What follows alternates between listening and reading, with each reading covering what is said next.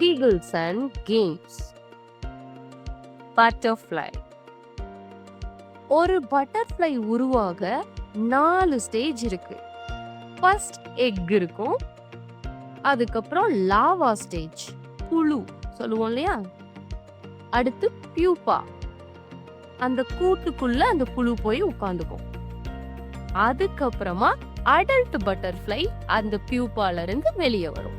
இந்த 4 ஸ்டேஜ ஒரு பட்டர்ஃப்ளையும் go through பண்ணுது. பட்டர்ஃப்ளைய நம்ம எப்பவுமே எங்க பார்ப்போம்? ஏதாவது ஒரு ஃப்ளவர் மேல உட்கார்ந்துருக்கும். அததான் நம்ம எப்பவுமே பார்த்திருக்கோம். ஃப்ளவர் மேல என்ன பண்ணும்? உட்கார்ந்து நெக்டரை கலெக்ட் பண்ணிட்டு இருக்கோம். பட்டர்ஃப்ளைக்கு கலர்ஃபுல்லான விங்ஸ் இருக்கு. ஒரு பட்டர்ஃப்ளையும் ஒரு கலர்ல நம்ம பார்த்திருக்கோம் இல்லையா? பட்டர்ஃப்ளையும் ஒரு பூல இருக்க பாலன்ஸ் எடுத்துட்டு போய் இன்னொரு ஃப்ளவர்ல அந்த பாலன்ஸ வைக்கிறதுனால பாலினேஷன் நடக்குது. பட்டர்ஃப்ளை அதிகமா சன்லைட்ல எக்ஸ்போஸ் ஆகும்.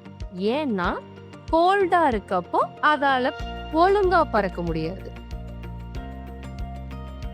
பட்டர்ஃப்ளைஸ் வருஷத்துக்கு 1000 கிலோமீட்டருக்கு அது மைக்ரேட் மட்டுமே பண்ணும். குட்டியா இருந்தாலும் ரொம்ப தூரத்துக்கு டிராவல் பண்ணுது. ஃபன் ஃபேக்ட் பார்க்கலாமா? பட்டாம்பூச்சி என்ன பண்ணுமா? அதோட காலை வச்சுதான் அதோட ஃபுட்டை டேஸ்ட் பண்ணுமா. நமக்கு நாக்கு இருக்கு, நாக்கு வச்சு டேஸ்ட் பண்ணுவோம்.